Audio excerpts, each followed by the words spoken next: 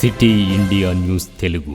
ఈరోజు ఈ press meet ముఖ్య ఉద్దేశం పబ్లిక్ అవేర్నెస్లో భాగంగా బ్రేకిల్ ప్లెక్సస్ ఇంజురీస్ వాటి వివరాల గురించి తెలుసుకోవడం. బ్రేకిల్ ప్లెక్సస్ ఇంజురీస్ అంటే చేతికి సరఫరా చేసే నరాలు బ్రెయిన్ నుంచి స్పైనల్ కార్డ్ నుంచి నెక్ లెవెల్లో నెక్ నుంచి చేతికి సరఫరా చేసే నరాలు డ్యామేజ్ అయినప్పుడు ఎలా ఉంటుంది, వాటిని ఇంజురీ అవ్వకుండా ఏం prevention and treatment and outcome వివరాలను మనం తెలుసుకుంటాం. సో ఈ బ్రేకిల్ ప్లెక్సస్ ఇంజురీస్ అసలు ఎలా అవుతాయి, ఎప్పుడు అవుతాయి, ఎందుకు అవుతాయి అని ముఖ్యంగా అనుకుంటే రోడ్డు ట్రాఫిక్ యాక్సిడెంట్స్లో మనం ఈ ప్రాబ్లమ్స్ని చూస్తూ ఉంటాం. మామూలుగా మనకు తెలిసి రోడ్ ట్రాఫిక్ యాక్సిడెంట్స్లో టాప్ టు బాటము మెయిన్గా హెడ్ ఇంజరీ గురించి మెయిన్ వరీ అవుతూ ఉంటాం.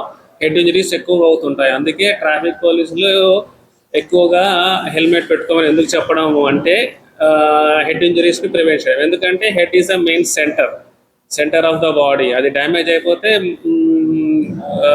డిజబిలిటీ ఎక్కువగా ఉంటుంది. సో అందుకు హెల్మెట్ పెట్టుకోమని చెప్తూ ఉంటారు. అందుకే సీట్ బెల్ట్స్ అందులో. సో ముఖ్యంగా ఈ బ్రేకిల్ ప్లెక్సస్ ఇంజరీస్ అనేది 2-వీలర్ రైడ్ చేసే వాళ్ళలో ఎక్కువగా చూస్తుంటాం. ఎందుకంటే కింద పడిపోతాం. 4-వీలర్లో అనుకోండి కింద పడే అవకాశాలు తక్కువగా ఉంటాయి. అందులో నుంచి మరీ స్పీడ్గా ర్యాష్ చదివితే ముందుకు ఫ్రంట్ మిర్రర్ నుంచి బయటకు వస్తాం. కానీ అదర్వైజ్ మెజారిటీ 2-వీలర్ వాళ్ళకి ఎక్కువగా ఉంటుంది. అది కూడా స్పీడ్ డ్రైవ్ చేసే వాళ్ళలో ముఖ్యంగా టీనేజర్స్లో మనము ఈ ఇంజురీస్ని చూస్తుంటాం.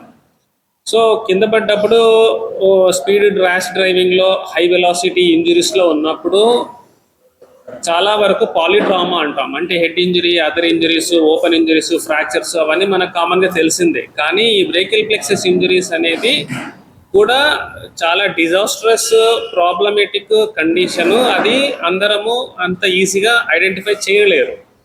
సో ఈవెన్ కామన్ పబ్లికే కాదు, ఈవెన్ డాక్టర్స్ కూడా దీన్ని కొన్ని సందర్భాలలో మిస్ అయిపోతుంటారు. ముఖ్యంగా ఏంటంటే ఎమర్జెన్సీ ట్రీట్మెంట్, ఎమర్జెన్సీ లైఫ్ సేవింగ్లో భాగంగా head injuries, other injuries, abdominal injuries, fractures ఏదైనా ఉంటే ఎమర్జెన్సీగా సర్జరీలు చేయడము, లైఫ్ సేవింగ్ ప్రొసీజర్స్ చేస్తుంటారు. కానీ ఇలాంటి brachial plexus injuries life saving emergency కాదు. కానీ లాంగ్ రన్లో డిజబిలిటీ అంటే ఏంటి, చెయ్యి మనకు చూస్తుంటాం పక్షపాతం రావడం, కాళ్ళు పడిపోవడం, చెయ్యి పడిపోవడం చూస్తుంటాం. అలాగే ఇది యాక్సిడెంట్ వల్ల జరుగుతూ ఉంటుంది. 99% ఈ ఇంజరీస్ యాక్సిడెంట్స్ వల్ల అవుతుంటాయి అన్నమాట. అందుకు అది ఎడమ సైడే కానీ కుడి సైడే కానీ ఎక్కువగా నరాల ఇంజరీ దెబ్బతిన్నందువల్ల చచ్చిపడిపోతాయి. అవి మనం ఎమర్జెన్సీగా యాక్సిడెంట్ అయిన తర్వాత మనము అంత ఈజీగా ఐడెంటిఫై చేయడం కష్టమవుతుంది. ఎందుకు అని అంటే మిగతా ఇంజరీస్, అసోసియేటెడ్ ఇంజరీస్ ఉంటాయి, మనం వాటిని అడ్రస్ చేస్తూ ఉంటాము. కాబట్టి ఈ ఇంజరీస్ మిస్ అయిపోతాము. లేదా ఈ ఇంజరీస్ అంటే తెలియకుండా పోతుంది, తెలియదు అసలు ఈ ఇంజరీస్ అనేది ఒకటి ఉంటుంది, దీన్ని అటెండ్ అవ్వాలి అనేది కూడా తెలియదు అనమాట. అందుకు కూడా మిస్ అయిపోతుంటాం. సో ఆయన హెడ్ ఇంజరీస్ నుంచి, అదర్ ఇంజరీస్ నుంచి ఒకవేళ రికవర్ అయి బయటపడిన తర్వాత దీని గురించి వాళ్ళు వర్రీ అవుతూ ఉంటారు.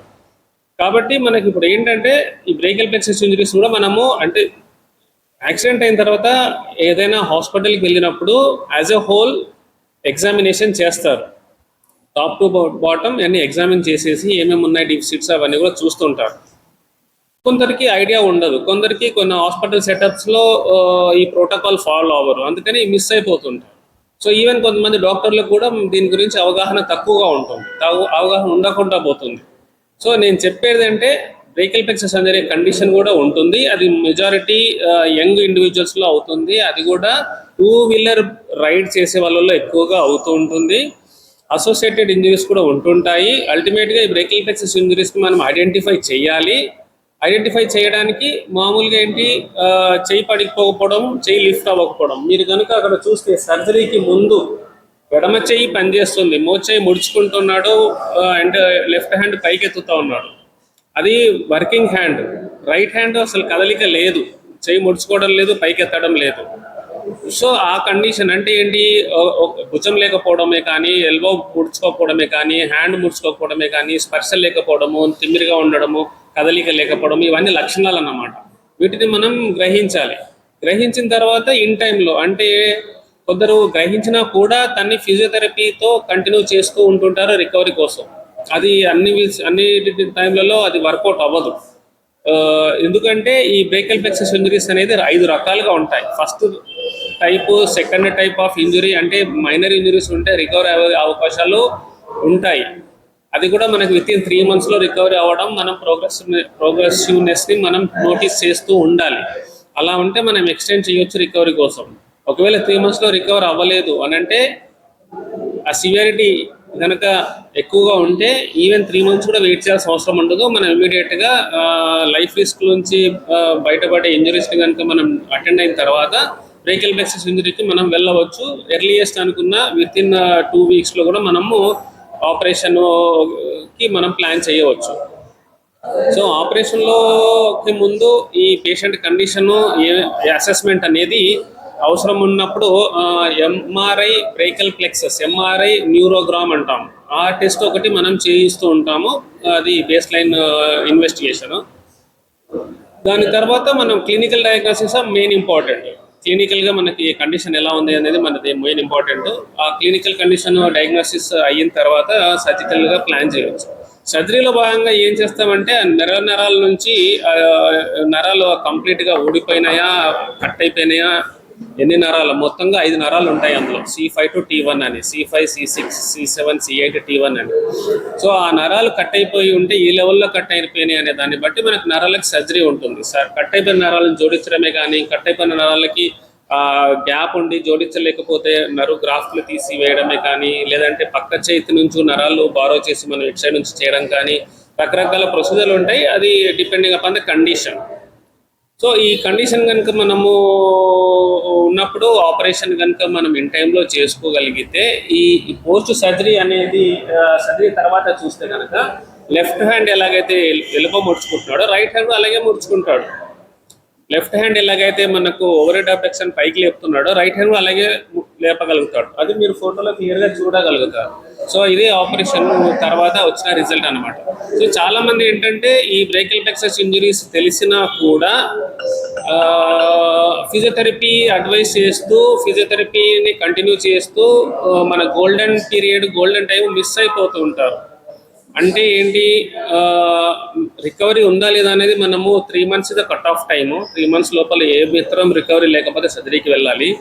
3 months కంటే ముందు కూడా మన క్లినికల్ ఎగ్జామినేషన్లో కండిషన్స్ని మనకు అర్థమవుతుంది. అది అన్ని రోజులు వెయిట్ చేయాల్సిన అవసరం లేకపోతే కనుక వితిన్ ఎర్లియెస్ట్గా కూడా మనము 2 weeksలో సర్జరీకి ప్లాన్ చేయవచ్చు.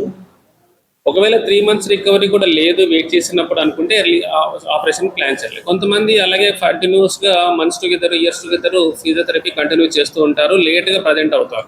ఒకవేళ 1 year దాటిపోయిన తర్వాత కనుక సర్జరీకి వస్తే సర్జరీ అవుట్కమ్ రిజల్ట్స్ మనము ఎక్స్పెక్టెడ్గా ఉండవు అన్నమాట.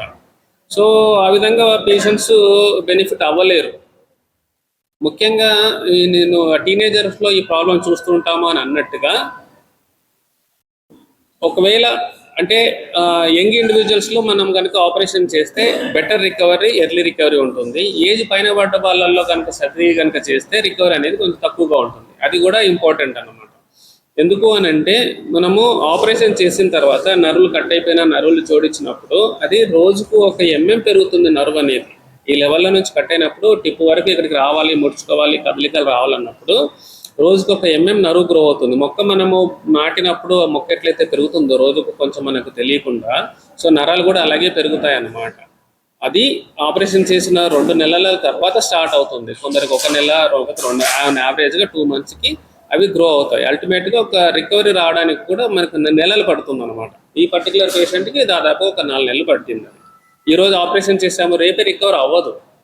సో అందుకు ఆపరేషన్ చేసే ముందు వరకు మనము ఫిజియోథెరపీ అనేటివి కూడా ఉంటుంటాయి. అవన్నీ కూడాను బ్రేకల్ ప్లెక్సస్ సర్జరీస్ ఎవరైతే చేస్తారో ఆ సర్జన్ దగ్గరికి వెళ్ళి ఈ సర్జరీస్ కనుక మనము చేయించుకోగలిగితే బెనిఫిట్ అవుతారు. ఎందుకంటే మనం చెప్పినట్టు టీనేజర్స్లో ఎక్కువగా చూస్తుంటామంటే మనకు youth is the nation, youth is the future of the nation అని అంటాం. సో అందుకని కంప్లీట్గా పని చేయలేనప్పుడు వాళ్ళకి ఇంకా డిసేబుల్డ్, హ్యాండిక్యాప్ అయిపోతారు. వాళ్ళు ఇంక ఏ పని చేసుకోలేరు. కాబట్టి గోల్డెన్ పీరియడ్ మిస్ అవ్వక ముందు అంటే మనము అవకాశం ఉంటే కండిషన్ని బట్టి, ఏజ్ని బట్టి అప్ టు 1 year, 1.5 year లోపు కూడా ఆపరేషన్ చేస్తుంటాం. కానీ అవుట్కమ్ రిజల్ట్స్ అనేవి అంత గ్రేట్గా ఉండవు. అందుకని ఎర్లియస్ట్గా చేయాలి. ఈ బ్రేకిల్ ప్లెక్సస్ కండిషన్ని మనము పబ్లిక్లో అవేర్నెస్గా తీసుకువెళ్ళి ఈ కండిషన్ వచ్చినప్పుడు బ్రేకిల్ ప్లెక్సస్ ఆపరేట్ చేసేది అంటే ఈ బ్రేకిల్ ప్లెక్సస్ ఆపరేట్ చేసే ప్లాస్టిక్ సర్జన్స్, కొంతమంది న్యూరో సర్జన్స్, ఆర్థోపెడిషన్స్ కూడా చేస్తూ ఉంటారు. వాళ్ళు దీంట్లో కనుక ఎక్స్పర్టైజ్ అయ్యి ఉంటే, అందరూ ఏ ప్లాస్టిక్ న్యూరో ఆర్థోలో చేయలేరు ఒకవేళ వాళ్ళకి దీంట్లో అనుభవం లేకపోతే. కాబట్టి ఈ బ్రేకిల్ ప్లెక్సస్ సర్జరీస్ చేసుకుంటే మంచి రివార్డింగ్ ప్రొసీజర్స్, నార్మల్ రికవరీ అవుతుంది. చేయలేకపోతే కంప్లీట్గా చచ్చబడిపోతుంది. పబ్లిక్లో దీని గురించి అవగాహన తక్కువగా ఉంది. ఈవెన్ డాక్టర్స్లో కూడా దీని గురించి తెలియదు చాలామందికి. కాబట్టి యాక్సిడెంట్స్ అయినప్పుడు మనము వేరే కండిషన్సే కాకుండా చెయ్యి పనిచేస్తుందా లేదా అనేది కూడా చూసుకోవాలి. పని చేయకపోతే ఎర్లియస్ట్గా దానికి సంబంధించిన ఎవాల్యుయేషన్, చాలామంది న్యూరాలజిస్ట్ దగ్గరికి, న్యూరో సర్జన్స్ దగ్గరికి వాళ్ళకి వెళ్తుంటారు. వాళ్ళలో కూడా చాలా వరకు ఫిజియోథెరపీనే అడ్వైస్ చేస్తుంటారు నెలల తరబడి. సో అలా కాకుండా ఇన్ టైంలో కనుక మనం దానికి సంబంధించి ప్రాపర్ వైద్యము తీసుకుంటే, అవసరమైనప్పుడు సర్జరీలు చేయించుకుంటే రికవరీ అనేది బాగా ఉంటుంది. 100% మనము రికవరీ చేయడానికి అవుతుంది. వాళ్ళు సబ్సిక్వెంట్గా నార్మల్ లైఫ్ లీడ్ చేయడానికి అవుతుంది.